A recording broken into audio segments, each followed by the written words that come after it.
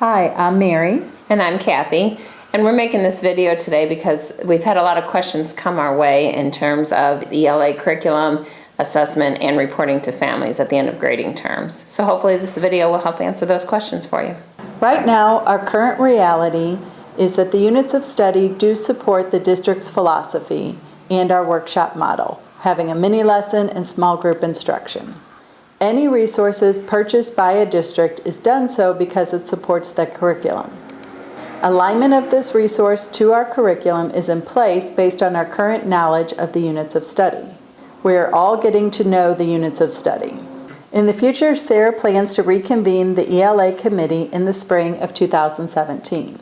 Changes may come to our power standards, learning targets, and BYOC. Curriculum is a living document and it changes. Alignment of this resource to our curriculum will improve as our knowledge improves. So we know that whether we're talking about the units of study that are in Build Your Own Curriculum or we're talking about Lucy Calkins' units of study, as teachers, we're responsible for teaching the curriculum. If there are gaps in our units of study, then we do need to be sure we cover those gaps. And if there are units in BYOC that are not supported by the units of study, then you will also need to instruct and assess in those areas. So where we are now in terms of grading and reporting to families is that a 12-week grading period is new to everybody. The power standards that are currently on your report card fall into 3 categories. They're either open for all 3 grading terms, they're only open in specific terms, or those are shaded in specific terms. But you are the only one that sees that shading.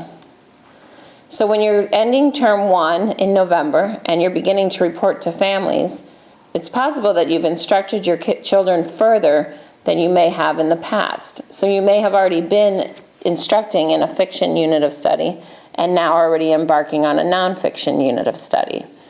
In the report card that you see on your screen, you will see that some power standards are shaded and some are open. That is a guide for you.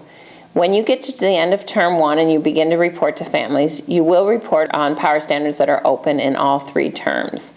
Anything that is shaded or open, you will decide based on your instruction, where you are at that time, and how much assessment evidence you've collected. If you have enough assessment evidence to support reporting to families, even if the power standard is shaded, please go ahead and report to families.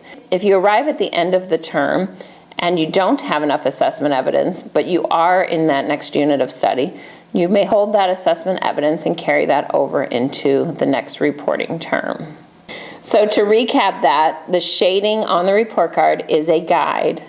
All power standards that are open in all 3 terms, you will report on that as you typically have done in the past. Your decision making will come when the term ends and you're analyzing how much assessment evidence you have on a certain power standard based on where you are in that unit of study. If you have enough to go ahead and report to families, please do so. If you don't have enough to report to families, then you may hold that assessment evidence and roll it into your term 2 grading. So hopefully this video will help answer some of the questions that you're having when it comes to end of term reporting. And if not, you can contact Kathy Steiner or Mary Bear and we'll be happy to help you and offer you more support. Thank you.